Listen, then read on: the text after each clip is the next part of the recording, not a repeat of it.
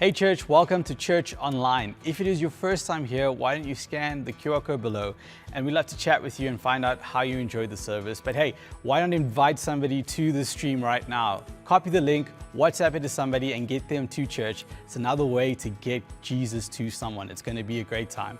But other than that, we have an incredible service lined up for you.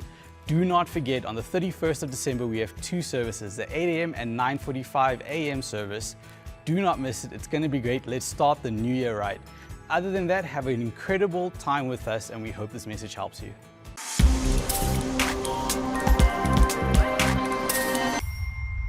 Good morning and welcome to all of those who are joining us online this morning. We've come off of an amazing time at our Christmas services, and so I hope that you had the opportunity to join us. What an amazing and fun time it was. And so we've come off of our Christmas services. I hope that you have had some amazing meals together with friends and family and loved ones, and you're really just enjoying the festive season together.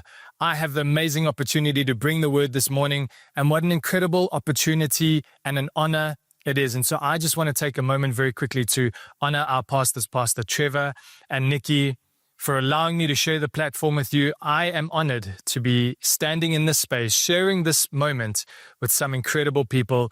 And so I just want to honor our pastors for that. Just to help us understand very briefly the little part that I get to play and the honor that I get to play in this. I'm part of a team that is busy with some exciting things up in the north. And so you may have heard a little bit more. Perhaps you haven't, and this is your first time. Well, we are seeing an amazing story unfold of two different expressions of church. We planted Echo Church nearly a couple years ago, and through conversation and relationship, we've seen God just weave these two stories together, and we're starting to see the story unfold of two expressions of church merging together to make a kingdom impact in the north of Joburg. And so if you want to hear a little bit more about that, or you want to get involved, I would encourage you, come and speak to someone at our in-person gatherings. Come find out more information. We've got socials and some things will be going up onto the website soon. But have an ear and an eye open and listen up for what's happening in the north. But like we said this morning, we are in the thick of December, our festive season, and I just want to tell you, well done. Well done. You've made it this far. You've survived for 12 months of the year. And I don't know what 2025 may have looked like for you, but you've made it. Maybe you are feeling full of food and full of life. Maybe you're feeling depleted. Maybe you've come into December kicking and screaming. Wherever you find yourself, barely knackered, fully, you're here. And so well done for that. But we get to close off another year, and I really hope that 2025 has been the year that you expected it to be, and maybe even more in a good and positive way as well. But December as a season brings a whole mixed bag of feelings, emotions, stories, narratives. And I'm mindful of the conversations that I'm anticipating going into the continuation of the festive season, anticipating a new year. We're not in the office, so maybe, or hopefully, some work conversations have stopped. Maybe you're seeing that long-lost cousin that you really only get to see once a year on your beach holiday. Good luck with that, by the way. But I'm trusting that there's less work talk, more fun, more friends, more family, more interactions with your neighbors as you aren't rushing off to the next appointment. But December is a different season for all of us. And for most of us, I hope it has been filled with meals and food and great times together, filled with many conversations with loved ones. But I'm also mindful that this season is also filled with loneliness for some people. And maybe it's even painful as we come around to a festive season that should be celebrated with loved ones. Perhaps you lost someone this year. Perhaps the year hasn't gone the way that you had hoped to. And the culmination of this year is looking a little bit different for you. But here's the thing, different people are experiencing different realities. And for some of you, wherever you're sitting this morning, maybe the year has looked happy and content. Maybe it's been a great year for you. Maybe you're really excited to be with family and friends. Maybe you're anticipating a great time together with loved ones. Maybe your business has gone so well. Maybe this year has been a healthy and a strong one for you, and you've been in the best place you've ever been in. I hope that for most of you, you're debt-free. Hopefully for some of you, you got a bonus from your boss. And hey, if that's you, I'd encourage you to just put pen to paper and just send them a massive thank you. Not very many people get that opportunity at this time of year. But possibly your 2025 was filled with mountaintop moments. And yet on the other side of that coin of reality, perhaps your year was filled with moments or continuous stress and worry. Perhaps you're anticipating being lonely over the rest of this festive season. I am mindful of the single parents who have had to deal with a difficult time over this moment in the year as well. Maybe you're feeling the pinch from lack of cash flow. Maybe you've had no pay in December, let alone a bonus. Perhaps you've had to accumulate debt throughout the year for all the right reasons. And like I said earlier, perhaps you've had to deal with the death or the loss of a loved one or loved ones. You see, those things don't get resolved with the change of a date. The 1st of January may bring so much anticipation, yet there's the reality that not everything stays in 2025. And so this morning, wherever you find yourselves in your festive story, in your year-end journey, whether it's dreaded or excited, my hope for us this morning is I just want to take the short moment that we've got together to be able to share just a little bit of wisdom as we brace for the new year. You see, Proverbs tells us to get wisdom. And so you would have heard some amazing Christmas messages that are Jesus-centric not so long ago, a few days ago at our Christmas services. And then we get to anticipate 2026, and with all of that comes new things and vision.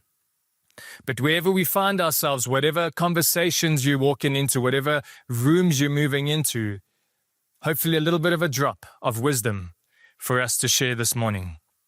And speaking of oozing with wisdom, I don't know about you, but I've been in this scenario way too many times.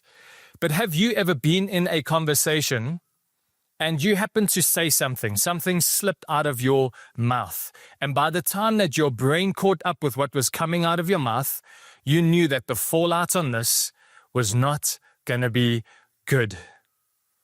The original Greek for what just happened there is foot in mouth, or slowed down, foot in mouth. A scenario that we don't really want to find ourselves in too often. And so this morning, Father, I thank you that we get to come under your presence in a moment to share a little bit more about what your word means to us. And wherever people find themselves as they listen to this message, I pray that by your Holy Spirit, you'd minister to hearts, you'd minister to lives, and that you would just take the moment to, through your Holy Spirit, guide and teach and to bring wisdom through your word this morning. And so I pray that in your mighty name, Jesus. Amen. Amen. The title sermon for today is Look Who's Talking. Taming the narrative in our lives. And possibly for you, if you are 30 or 35 or older, when I said the words, look who's talking, you may have remembered a movie that was released sometime in the 90s. And so I just want to give a caveat. This message has got nothing to do with that movie, or movies rather. In fact, I couldn't even give you a synopsis on the movie and what it means. But a catchy track line to help us with the narrative this morning. Look who's talking. Is it a question? Is it a statement? It could be both. But what I can tell you is that it's an active, not passive, intentional stance that we take in our lives.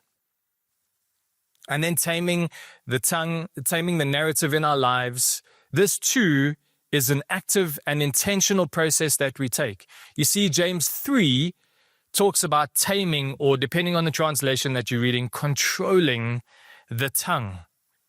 John 10:10, we know this well. It's Jesus' words. And he says, the thief comes to rob, to kill, and to destroy. But I have come that they may have life, and life to the full, or in abundance. And so a full and abundant God-given life means that we have life-giving words in our lives. Consider this. When you were growing up, there were external influences in your lives, whether it be your parents, relatives, teachers, coaches, mentors, whatever that looks like. We had voices and words that were spoken over our and into our lives. And what happened is those words started to shape and form who we've become today. And even in the here and now, I think of the influential voices that exist in my life. These are external influences, whatever they are, whether it's voices or books or movies or whatever that looks like, mentors, leadership. There are these influential voices in our lives that are these external contributing factors. But then I also want to raise a point for us is that our words, your words, that we speak and that we adhere to, these are the internal dialogues that are going on in our lives, whether it's conscious or subconsciously. There are words that are being spoken into our lives that start to shift and change the narrative in our lives. And so I'd like to ask you this morning, what is the narrative in your life? What is the narrative in your life? And to help us explain a little bit more about what narrative is, the dictionary calls it this: a spoken or written account of connected events, a story. And so what is the narrative? What is the story of your life? Because here's the kicker, friends. The world you're walking in is a byproduct of the words that you and others have spoken. And then I want to take it beyond that and say that your future, our future, will be determined by what we're speaking now. We'll get into that a little bit more. But it's Owen McManus, who is a pastor, author, designer. He says this: whoever tells the best story shapes the culture. Whoever tells the best story shapes the culture. That's the power of words. And please note, I do want to put a caveat in front of us today, and it's this. This that we're talking about right now is not a universalist positive talk concept. It's not manifesting. It's not putting out good vibes. You see, I'd encourage us to try and manifest the job without putting your CV out there, or manifesting a relationship without interacting with others. I don't want to limit God, but I can't imagine that would go too well. You see, life-giving words are a God-given grace and wisdom. We see this from the beginning in creation. It says, in the beginning, God said. God spoke, and what happened? Well, creation. He created. And from creation all the way through the Bible, we see God speaking. God said. We hear him revealing himself, speaking life into moments. God speaks life. We also see from there in early accounts in the Old Testament, God speaks to Adam and Eve and converses with them. He spoke to Noah and Abraham and Moses. All of these accounts that we read in the Bible are foundational moments for humanity. We get to see who God is, what his character is, by how he spoke to those and how he speaks to us. And then we see one of the most amazing moments at Jesus' baptism. Before he's done anything of any value, God says this over Jesus: "This is my son, whom I love. With him I am well pleased." An amazing example of a father's love, speaking identity, affection, and affirmation. Identity, affection, and affirmation over his son. Proverbs 18:21, we read this: "The tongue has the power of life and death, and those who love it will eat its fruit." Life and death, friends. What fruit are you eating of? What fruit are you eating from? And then I want to put it out there for us and remind us that whilst we're eating fruit, that others eat the fruit of what we say too. Our words to others are a fruit to them. They either bring life or they bring death. I'm reminded of the sweetness of husbands to your wives and your kids, telling them that you love them. Affirmation, identity, love. Telling our wives and kids that we love them. The boss's positive feedback and thank you to an employee. And why are we so forensic in the negative feedback, yet so vague in the positive? Our words bring life and sweetness to others. The power of the tongue. I want to layer cake some scriptures for us from Proverbs in the New Testament just to make sure that we understand the biblical basis of what I'm bringing to us today. So Proverbs 15 puts emphasis on the tongue of the wise commends knowledge. It goes on to say in verse 4, the tongue that brings healing is a tree of life. 16:24 in Proverbs again, gracious words are a honeycomb, sweet to the soul and healing to the bones. 15:28, the heart of the godly thinks carefully before speaking. That we don't find ourselves in that foot in mouth scenario. That we think carefully before we speak, particularly to others. In Proverbs 31:26 says this of wisdom, when she speaks, her words are wise, and she gives instruction with kindness.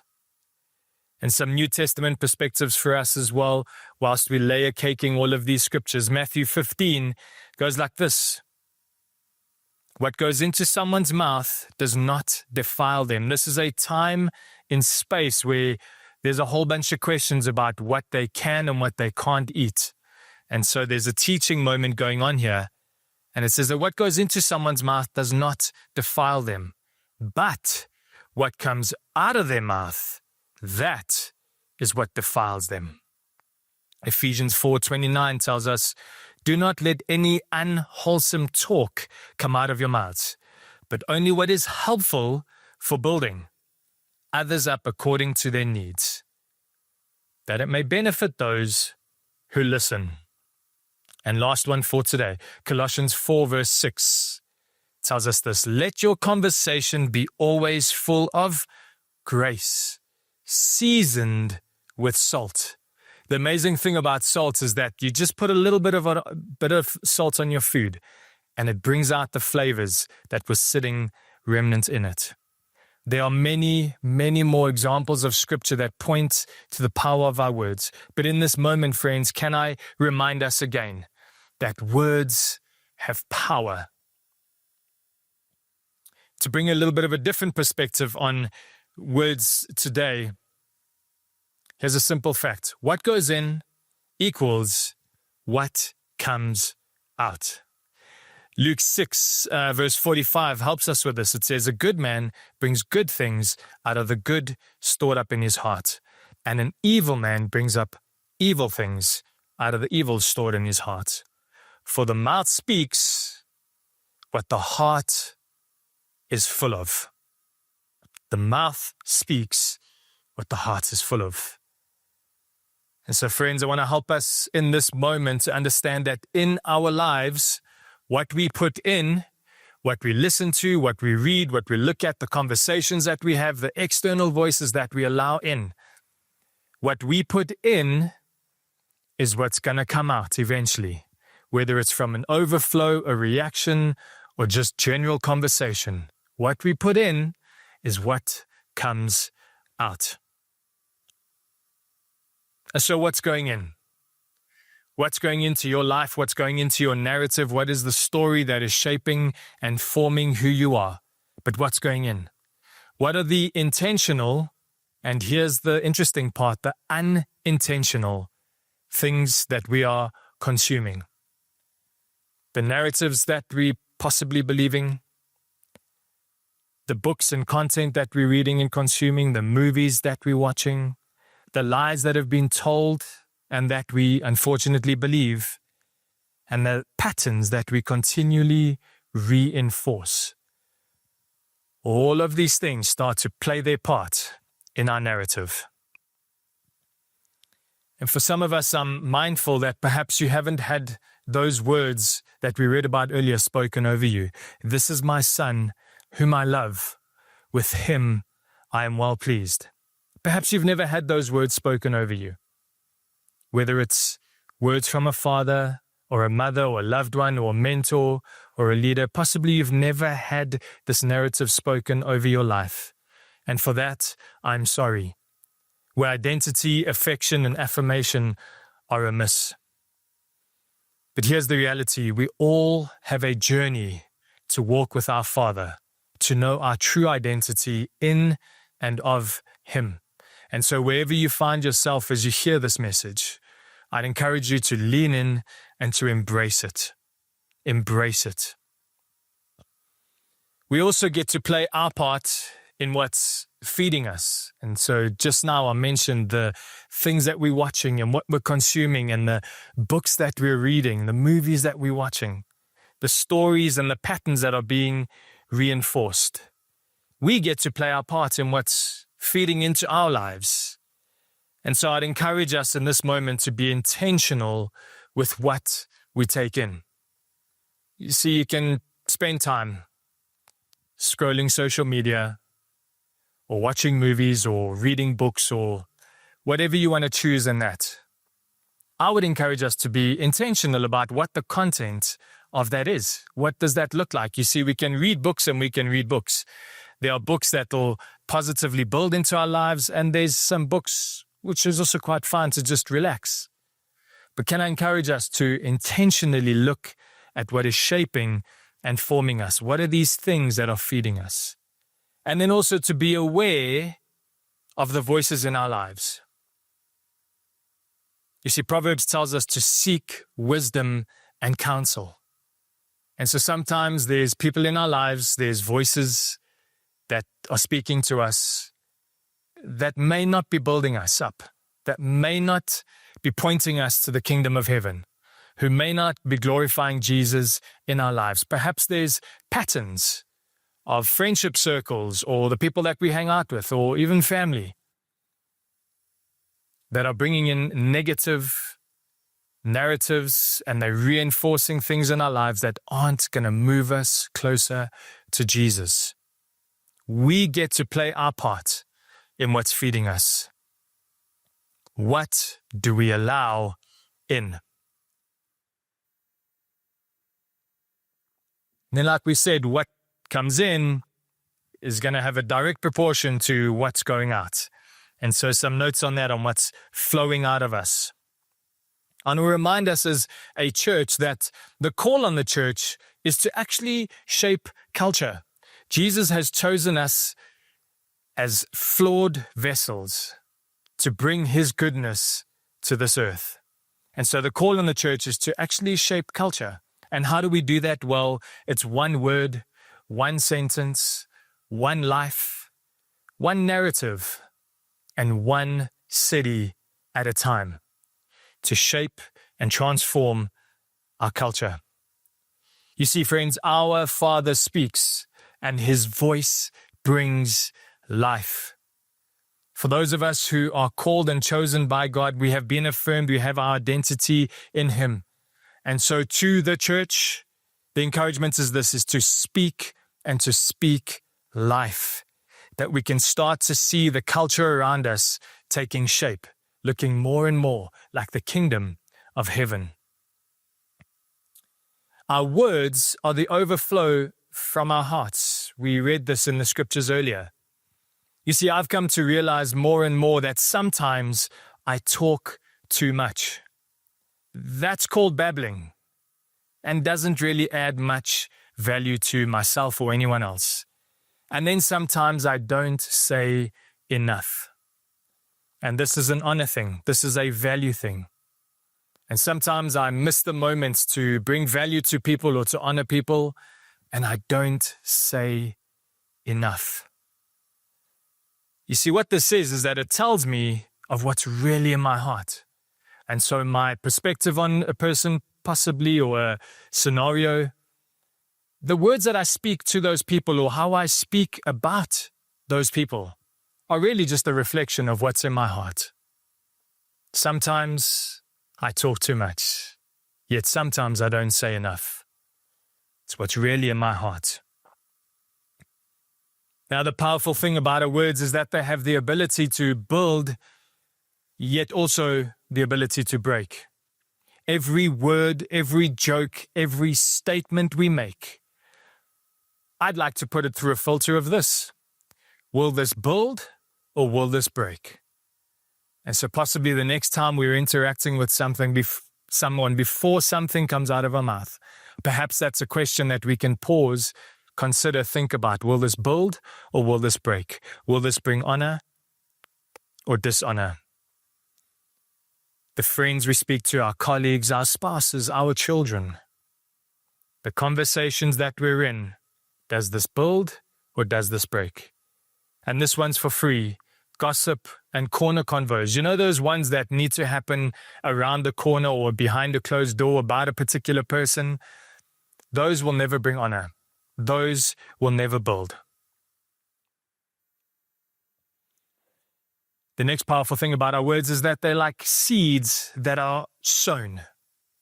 The reality of this is that we have the opportunity to speak to generations. Not just the here and the now, but we get to shape and form of what's to come. As we look to the future, as we look to our kids, as we look to the next generation, the words we speak, the narratives we share, we have the amazing opportunity to speak to those generations. The future, and there I say again, our future, will bear its fruit from the seeds, the words that we sow today. Our words are powerful. And my last point on the power of words this morning, it's a phrase that was initially coined by Rabbi Abraham Joshua Heschel. He says this: words create worlds. Words create worlds. And so we see at creation that God speaks, God spoke, and creation, the world as we know it, came into play. We have the ability and the opportunity to create worlds, to create narratives to live in for ourselves, but also for others. And so the words that we're speaking to our children and to others and to our colleagues and even to our bosses and our leaders, we get to create worlds that we get to live in. I would like my words to be filled with honor, dignity, and a faith-filled future. He goes on to say that one of the most advanced cognitive functions we have is the ability to create, understand, and share language. Words, despite their objective Webster definitions, have unique meanings to those that perceive them. The words we embrace, the narratives we allow into our lives. Words are powerful. And so to start to close us off this morning, friends, look who's talking. Look who's talking. And let's begin to be on the front foot, the intentional process that we take to have a stance that tames the tongue in our lives. Look who's talking. I'd encourage us to use our words to transform and to build. I hope that some of the theology and the theory that I've shared with this morning has laid a foundation for us, that we do actually get the opportunity to change and transform and to build positively. I'd encourage us to speak, create a new world and a better future for you and for all of those that come into contact with you. You see, friends, the world needs our Father's voice. The message to the church is this: to bring heaven to earth. And so we live in a broken, frail world. It needs our Father's voice. And so for us, we get to bring life to conversations and to narratives, and we get to show the world a loving Father. The reality for so many is that even the word Father has such a distorted view. We get to, with His word and our conduct and the words that we speak, we get to bring people into life by showing them the Father. And so come on, church, would we live a God-breathed life? That one that echoes the words of Jesus, that says that He has come to bring life and life to the full, an abundant life. We get to play our part in that. And I want to take a moment right now as we close to speak to a couple groups of people. And the first one is this: is possibly you've heard some of the words this morning and you've allowed the narrative in your life to get in the way of your relationship with Jesus, and something of your conduct, your lifestyle, your relationship, your friendship with Jesus has drifted. And I'm hoping that under some of the wisdom that was shared this morning, there was something that was said, the words that I spoke possibly brought a realignment to your life. And there's a moment that you get to take to honor Him and to come back to Him, to come back into relationship with Jesus. And then there's also a group of people that are hearing me speak this morning, and possibly this could be your first time that you come into a relationship, a friendship with Jesus. His word says that, behold, I stand at the door and knock. He's asking us to invite Him in, that He could come and dine with us.